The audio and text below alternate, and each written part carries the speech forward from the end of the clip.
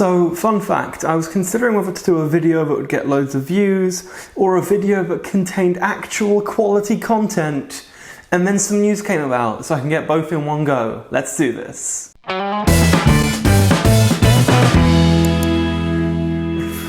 Of course I'm kidding. What I'm not kidding about though is the news, so let's get into it.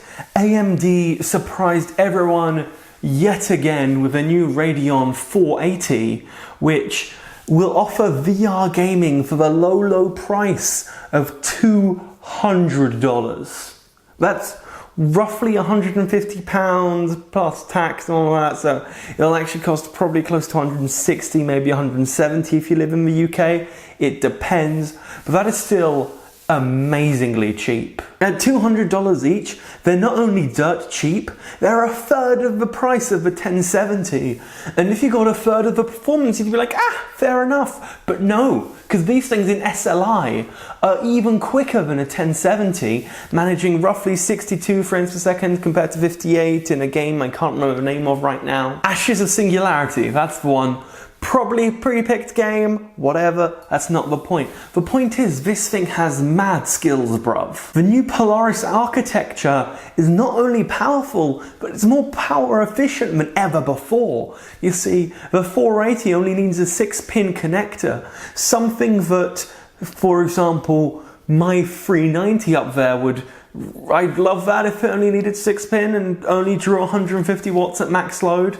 That's what the 480 does, by the way. 150 watts. Now that will cost about £160. It's placed squarely in the middle of the 1070 and the 1080 by Nvidia, which is absolutely ridiculous. I just can't words right now. The 480 will come in 2 models though, just like the 380 if I'm not mistaken. I think it did at least. Can't remember off the top of my head. There'll be a 4GB model with VRAM, obviously, 4GB of VRAM, which will be the 160 quid, and then there'll be an 8GB version which hasn't been priced yet, but still ridiculous. I'm not sure if I'm getting my point across here. This is crazy. It has 36 compute units, which is 6 more than the 380 and 4 less than the 390. Not that most people actually know what compute units are. It's just marketing jargon at this point. Basically, it's a little bit better. That's all you need to know. It's better than a 380 because there's more of them, and more equals better in this scenario. It's like frames per second, more equals better. Just not frames per second, obviously. Now, the idea of this card isn't to run your most intense games at 4K at 144 FPS. No.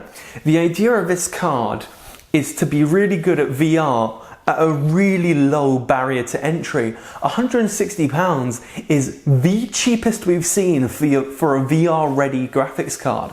And VR is already expensive, as well as needing something like a 1070 or a 1080, which can cost double or triple that amount. You then need a headset, whether it be a HTC Vive at £800 or a Oculus Rift at slightly under that.